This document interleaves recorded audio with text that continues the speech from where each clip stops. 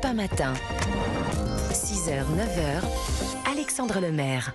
Et la une de vos journaux ce jeudi 20 juillet, c'est tout de suite avec votre revue de presse, Alexandre. Dans l'attente du remaniement, les macronistes fuient les micros, note Le Parisien. Remaniement qui sera annoncé aujourd'hui et qui s'est fait dans la douleur. Au terme d'un bras de fer entre Emmanuel Macron et Elisabeth Borne, le président est venu saluer ses troupes. Hier soir, il réunissait les parlementaires de sa majorité, mais pas une fois, il n'a cité le nom de sa première ministre.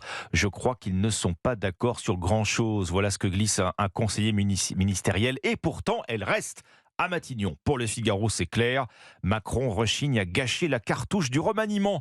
Elisabeth Borne plaide pour un gros renouvellement. Pour ça, ça voudrait dire pour elle un long sursis supplémentaire. Mais Emmanuel Macron veut garder ses cartouches, effectivement, et accorder un gros remaniement à sa première ministre. Eh bien, ce serait lui donner trop de légitimité pour une reconduction par défaut. À la une d'aujourd'hui en France, ce jeudi, enfin un espoir contre Alzheimer. Une nouvelle molécule pourrait ralentir cette maladie incurable qui touche plus d'1 million de Français, Lucas Courtin. Ah oui, Alexandre, la bonne nouvelle nous vient tout droit des États-Unis et de la revue scientifique JAMA, The Journal of the American Medical Association, où des chercheurs américains auraient trouvé un nouveau médicament capable de ralentir la progression de la maladie d'Alzheimer. Il s'agit du donanemab et il ciblerait, grâce à des anticorps monoclonaux, la protéine bêta-amyloïde suspectée d'être à l'origine de cette pathologie qui touche des millions de personnes dans le monde. Alors ce nouveau traitement développé par le laboratoire Eli Lilly est administré par perfusion toutes les 4 semaines et la conclusion de l'essai clinique de la phase 3, qui est la dernière étape avant la mise éventuelle du médicament sur le marché, est plutôt prometteuse. La maladie aurait progressé 30% moins vite chez les personnes ayant reçu le donanemab sur un panel de 1300 patients volontaires âgés de 60 à 85 ans.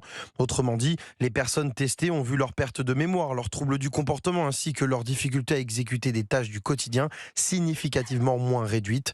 C'est donc un bel espoir pour les malades, mais aussi pour les chercheurs qui voient dans ce traitement une possibilité de débloquer de nouvelles pistes pour les années à venir. C'est donc un grand pas, effectivement, vers un traitement contre Alzheimer. Mais où sont-elles, les baisses de prix, les vraies, qu'on nous avait promises dès cet été? Les Français confrontés à l'inflation alimentaire, ça fait un petit moment maintenant, ils consomment moins, c'est la une du Figaro. Dans les rayons des supermarchés, la hausse des prix dépasse maintenant 20% sur 2 ans.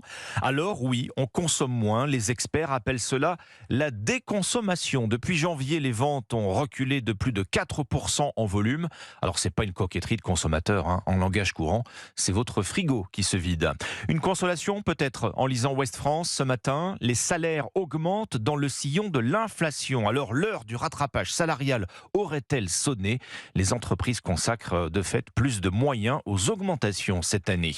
Le mondial de foot féminin, il démarre aujourd'hui en Australie et en Nouvelle-Zélande. Et si Libération en fait sa une, eh bien c'est pour regretter une coupe seulement à moitié pleine.